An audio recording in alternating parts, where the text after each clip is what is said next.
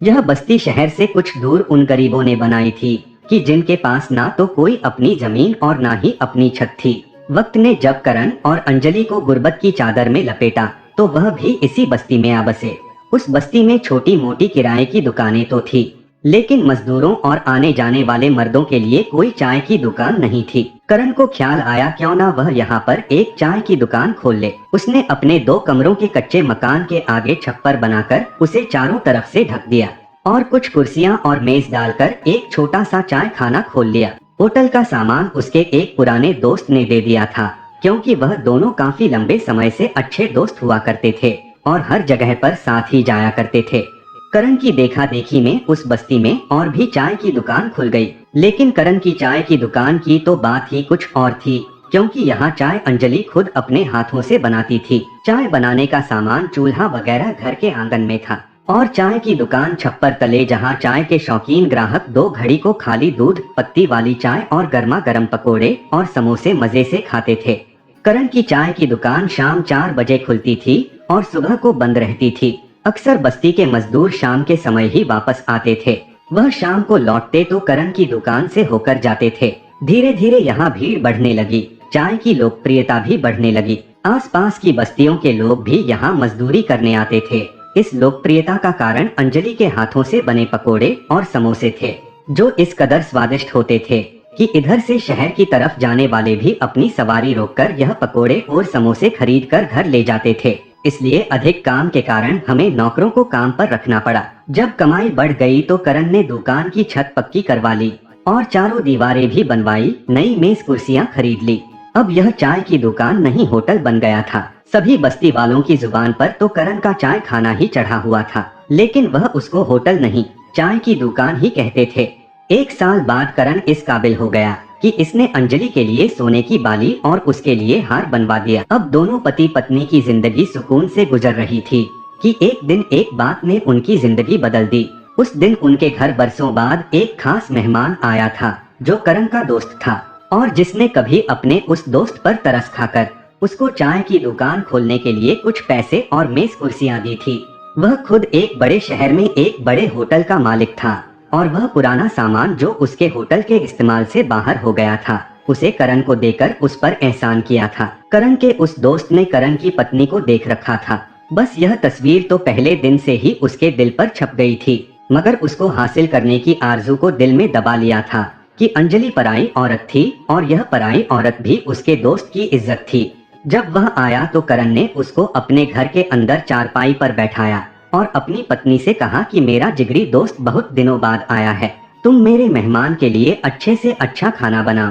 अंजलि ने ऐसा ही किया। अंजलि ने पहले पिस्ते बादाम और मलाई वाली चाय और फिर तंदूरी रोटी और पनीर की सब्जी बनाई। करण का दोस्त अंजलि की मेहनत से बहुत खुश हुआ और उसकी तारीफ भी की। अंजलि ने बड़ी मेहनत से यह सब कुछ उसके लिए तैयार किया। जाते हुए उसने अंजलि का धन्यवाद किया और उसके पति की खुशामद करके अपने होटल ले गया। वह होटल के पीछे एक कोठा भी चलाता था, जिसके बारे में करण को नहीं पता था।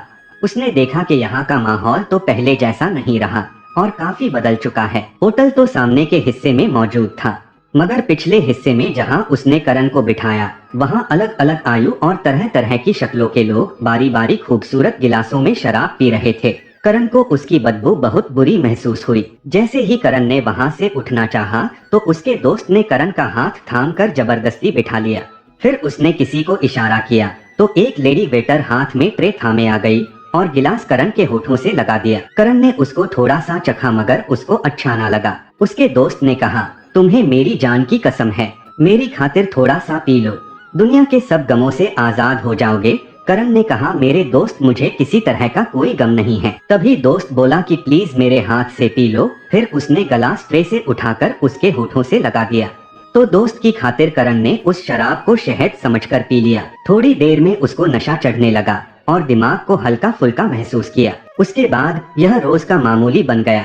उसका दोस्त करण के होटल आकर करण को अपने अड्डे पर ले जाता और करण को शराब पिलाता और फिर यह आदत दिन ब दिन बढ़ती चलती गई और फिर शराब और शबाब ने उसको कहीं का ना छोड़ा। ज्यादातर हर वक्त नशे की हालत में रहने की वजह से वह अपनी चाय की दुकान की तरफ से लापरवाह होता गया। अकेली औरत अंजलि के लिए चाय की दुकान संभालना बहुत मुश्किल हो गया। वह बाहर दुकान भी संभालती और अंदर किचन का काम भी करती, मगर ग्राहकों को चाय पकौड़े समोसे पेश न कर सकती थी। काम के लिए एक लड़का रखा, लेकिन वह भी कुछ दिन बाद भाग गया। दूसरा रखा, वह किसी भी दिन अचानक छुट्टी कर लेता, जिसके कारण होटल भी उस दिन बंद रखना पड़ता। उसके बाद तो फिर होटल हर दूसरे तीसरे दिन बंद ही रहने लगा, क्योंकि करण के मिजाज में बदलाव आ गया था। वह ग्राहकों से दूर होता गया। अगर कोई ग्राहक चाय में मीठे की कमी की शिकायत करता, करण बजाय उसकी शिकायत दूर करने के उल्टा ग्राहक पर ही बिगड़ जाता। अगर कोई ग्राहक समय पर उधार न दे पाता तो भी करण उसको गालियां देता। उन बातों का असर ये हुआ कि उसके ग्राहक आहिस्ता आहिस्ता दूसरे होटलों में जाने लगे, और एक वक्त वह भी आ गया जब उसके होटल में कुछ लोग ही आते थे। यह वह ग्राहक थे जो अंजलि के हाथों के बने हुए पकोड़े और समोसे खाते थे, और इस बहाने अंजलि की कभी कभार एक झलक भी उनको नजर आ जाती थी। अंजलि ऐसे लोगों की उम्मीदों से बिल्कुल भी बेखबर न थी, क्योंकि वह इंडियन माहौल में पली बढ़ी थी, जहां पति को भगवान समझा जाता है। यही वजह थी कि पति की बुरी हालत के बावजूद भी उसने किसी नौजवान की तरफ आंख उठाकर भी नहीं देखा था। आखिर में मायूस होकर उसके चाहने वाले भी दूसरी जगह जाने लगे और होटल बिल्कुल ठप हो गया। घर की खुशियां आहिस्ता आहिस्ता खत्म होने लगी। अंजलि के जेवर भी दांव पर लग गए। उसके बाद होटल का कुछ सामान बिका और आखिर में घर के अंदर के खाने पीने के बर्तनों की बारी आ गई। यूं छोटा सा सजा हुआ घर वीरान हो गया। करण जानता था कि अभी कुछ नौजवान अंजलि की एक झलक देखने के लिए होटल में बैठने की ख्वाहिश रखते हैं। वह यह भी जानता था कि अगर अंजलि चाहे तो उनके बुरे दिन खत्म हो सकते हैं। उसने बार बार अपनी पत्नी को इस तरह के इशारे भी दिए कि अगर मैं दुकान पर ना बैठ सकूं तो तुम खुद भी गल्ले पर बैठ सकती हो। उस तरह हमारी कमाई नौकर तो लेकर ना उड़ेंगे, हम फिर से अपना कारोबार जमा लेंगे। उसकी पत्नी खूब समझती थी कि अब निकम्मा हो जाने पर उसका पति उसको मालिक की गद्दी पर ग्राहकों के सामने बिठाना चाहता है। आखिर एक दिन उसने अंजलि को साफ साफ कह दिया कि अब यह होटल तुम चलाओगी, किचन का काम नौकर करेंगे और तुम गल्ले पर बैठोगी और ग्राहकों पर नजर रखोगी। तुम ही चाय की दुकान को बाहर से संभालो। मैं अब पहले की तरह यह काम नहीं कर सकता। मेरी सेहत ठीक नहीं रहती है। अब जिंदा रहने की बस यही वजह बाकी रह गई है कि तुम ग्राहकों को खुद संभालो। यह कहकर उसने अंजलि को गौर से देखा। इतनी गरीबी के बावजूद उसमें भरपूर कोशिश थी, बस जरा मेकअप की जरूरत थी। फिर उसने अंजलि से कहा कि वह अब मेकअप किया करे और कोई अच्छा सा सूट पहनकर ग्राहकों से पैसे खुद ले लिया करे।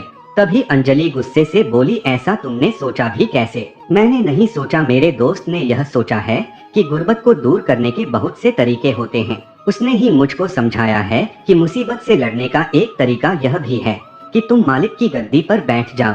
थोड़ी देर में वह यही आने वाला है, ताकि तुमको भी समझाएं कि औरतों को मर्दों के साथ काम करने की कितनी जरूरत है। उसने भी अपने होटल में वेटर औरतें रखी हुई है। देखो उसका होटल कैसे चल रहा है, हर वक्त ग्राहकों से भरा रहता है और दौलत पत्तों की तरह बरसती है। करण की बातें सुनकर अंजलि डर गई। उसने चौंक कर अपने पति की तरफ देखा और यह सोचकर उसकी आंखों से आंसू बहने लगे कि उसके पति की शर्म को क्या हो गया है।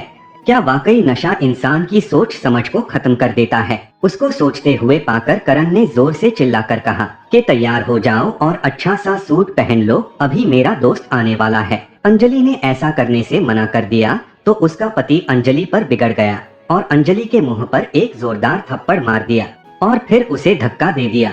वह फर्श पर जा गिरी। 2 दिन भूखी है और अब भी अकड़ दिखा रही है।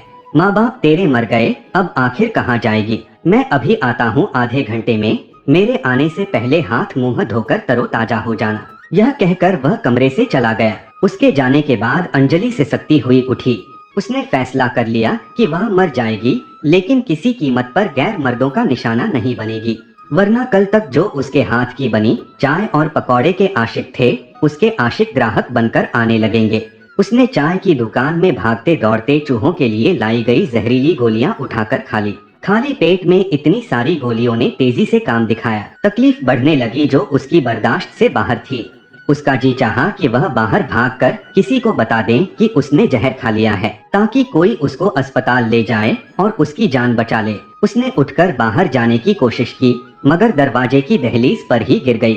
शायद बदन में ताकत ना रही थी, या फिर यह सोचा होगा कि इस पिंजरे से अपनी बेबस बेचैन रूह को आजाद हो जाने दे। उसकी रूह उसके जिस्म से निकल चुकी थी। कुछ देर बाद उसका पति कमरे में आया तो उसको अंजलि दहलीज पर ही पड़ी मिली। उसके साथ उसका दोस्त भी था। दोनों ने मिलकर उसको उठाकर चारपाई पर लिटाया और उसको चादर से ढक दी। अब करण के मुंह पर हवा उड़ रही थी और खौफ से उसका रंग पीला पड़ चुका था। करण के दोस्त ने पुलिस को फोन किया। थोड़ी देर बाद पुलिस आ गई। वह अंजलि की लाश के साथ करण को भी ले गए। घर को ही नहीं, उसके होटल को भी ताला पड़ गया और पहले जो करण की चाय की दुकान मशहूर थी वह अब भूत होटल के नाम से मशहूर है। तो दोस्तों, ये कहानी आप लोगों को कैसी लगी है कमेंट करके आप लोग जरूर बताइएगा। धन्यवाद।